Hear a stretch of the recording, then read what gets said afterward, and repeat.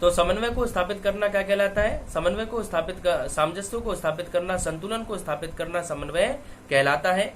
देखेंगे हम, संगठन में कर्मचारियों की क्रियाओं, कार्यविधियों, कार्य क्षमताओं व गुणों में पर्याप्त भिन्नता पाई जाती है, जिससे कि व्यक्तिगत और अंतः वैयक्तिक संघर्ष की संभावना रहती है। कि काम करने वाले कर्मचारियों के मध्य में क्या होती है? भिन्नता होती है। और काम करने वाले कर्मचारियों के मध्य में भिन्नता होने की वजह से लोगों में क्या होती है? लोगों में परस्पर जो है वे वैमनस्य का भाव, परस्पर द्वेष की भावना, ईर्ष्या की भावना कर्मचारियों के मध्य में उत्पन्न हो जाते हैं, जिससे कि व्यक्तिगत व अंतर्वैयक्तिक संघर्ष की संभावना रहती है। किंतु प्रबंधक को इनके प्रयासों में एकरूपता और सामंजस्य को उत्पन्न करना होता है, ताकि न्यूनतम लागत पर निश्चित लक्ष्य को प्राप्त किया जा सके। क्या करना होता है? प्रबंधक को इनके प्रयासों में एकरूपता लानी होती है, और प्रबंधक को इनके प्रयासों में एकरूपता जो है वो लानी होती है। एकरूपता को ला करके, संतुलन को स्थापित करके आप क्या कर सकते हैं? कर्मचारी और कार्यों के मध्य में सामंजस्य को स्थापित कर सकते हैं। आगे देखेंगे, ताकि न्यूनतम लागत पर निश्चित लक्ष्य को प्राप्त किया जा सके। भौतिक साधनों की सीमितता तथा अधिकतम प्रयोग की बाध्यता के कारण इनके आवंटन में भी सामंजस्य को उत्पन्न करना पड़ता है, ताकि प्रति इकाई ऊपरी व्यय लागत को न्यूनतम किया जा सके। आगे कहते हैं, मेसी के अनुसार समन्वय अन्य प्रबंधकीय कार्यों के उचित क्रियान्वयन का परिणाम है। समन्वय क्या है? जितने भी प्रबंधकीय कार्य हैं, जो भी प्रबंधकीय कार्य हमने पढ़े, नियोजन, संगठन, नियुक्तिकरण, संगठन, जो भी प्रबंधकीय निर्देशन, जो प्रबंधकीय कार्य है, प्रबंधकीय कार्यों का उचित तरीके से समन्वय और संतुलन करना, उचित तरीके से इनके मध्य में सामंजस्य को स्थापित करना ही क्या कहलाता है? समन्वय, कोऑर्डिनेशन कहलाता है।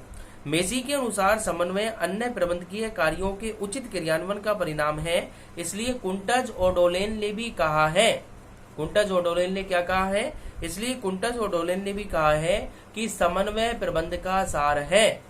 समन्वय प्रबंध का सार है। मैनेजमेंट क्या है? मैनेजमेंट इज द समन्वय प्रबंध का सार है। Coordination is the essence of management.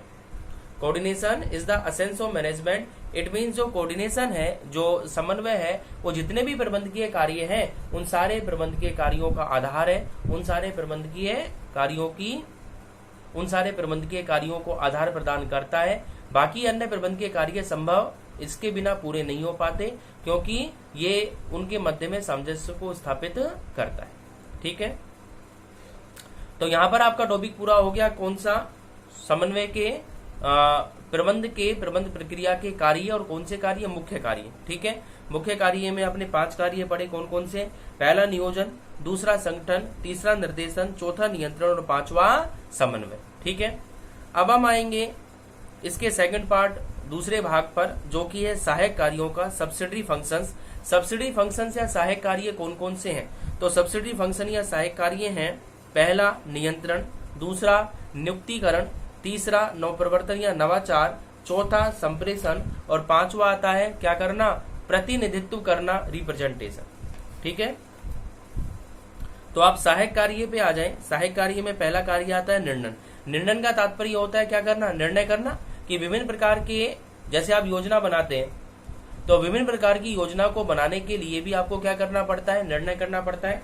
समय समय पर विभिन्न प्रकार के जो निर्णय हैं वो आपको लेने होते हैं। तो विभिन्न प्रकार के निर्णयों को लेने के लिए आपको निर्णय का कार्य करना पड़ता है। देखें, निर्णय या डिसीजन मेकिंग क्या है? यह किसी कार्य को करने या नहीं करने के संबंध में उपलब्ध विभिन्न विकल्पों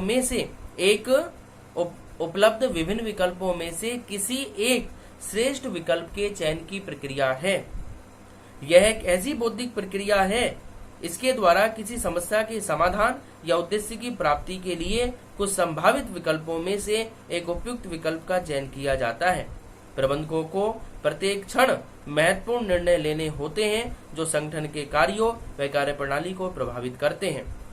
यह प्रबंधकीय कार्य निर्णय प्रबंध के प्रत्येक कार्य में अंतर्व्याप्त होता है। इसलिए हर्बर्ट साइमन कहते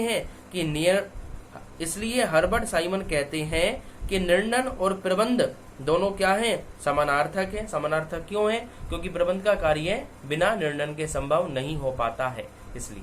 ठीक है, तो समझ में आ गया होगा। निर्णय क्या है? निर्णय लेने की प्रक्रिया, विभिन्न प्रकार के विकल्पों में से एक सर्वोत्तम विकल्प को चयन करने की प्रक्रिया ही क्या कहलाती है? निर्णय कहलाती है, डिसीजन मेकिंग कहलाती है। ठीक है, ओके।